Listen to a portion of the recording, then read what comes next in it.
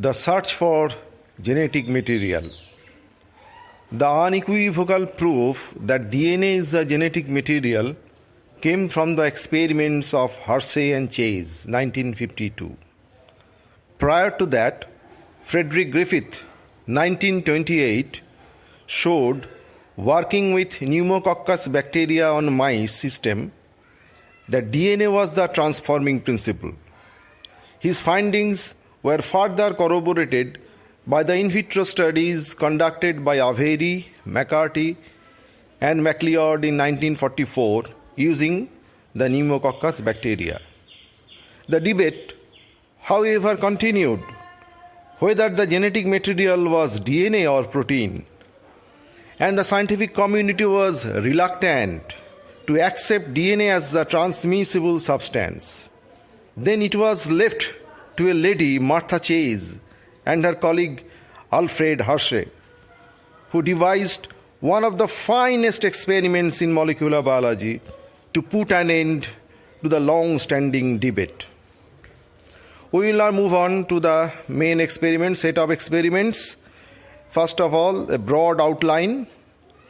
The system they used were bacteriophage or phage virus T2, which can infect the bacterial cells, the E. coli. Virus can inject its genetic material. It was known by that time that virus can inject its genetic material into the host cell after docking on its surface. Third is the radiolabeling of phosphorus and sulfur. That is a very important step. Radiolabeling of phosphorus and sulfur, and they used radioisotope P32 and S35. As we know that P or phosphorus is a major constituent of the nucleotides, that is DNA, and without sulfur, that is sulfur amino acid, protein cannot be synthesized. Then another major interesting point in their experimental setup was use of a blender, a wearing blender, during the course of their experiment, which was a very novel application because it has a controlled effect on the system. Now, the experiments. Step 1. Radiolabeling of the virus with phosphorus and sulfur. Chase and Hershey grew bacteria in media containing either P32 or S35, allowed them to be infected by T2 phage. The viral progeny came out after lysis of host cells contained radiolabeled nucleic acid, the DNA, from the P32 media and the radiolabeled protein coat from the S35 media respectively. This was basically a replication of Anderson's radioisotope labeling method. Step 2. They isolated these labeled viruses and used them to infect fresh bacterial cells grown in normal media. Here again, two separate sets of experiments were conducted.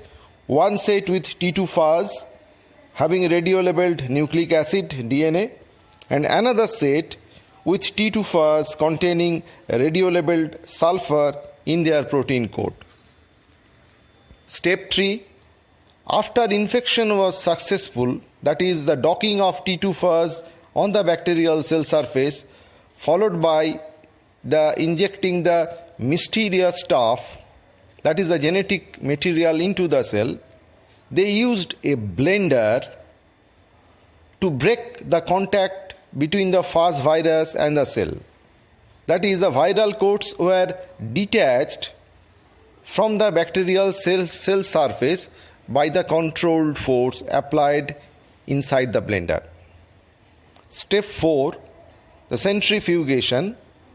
After blending, the resultant mixtures were subjected to centrifugation, and they had bacterial cells in the pellet and the supernatants that had the viral protein coats.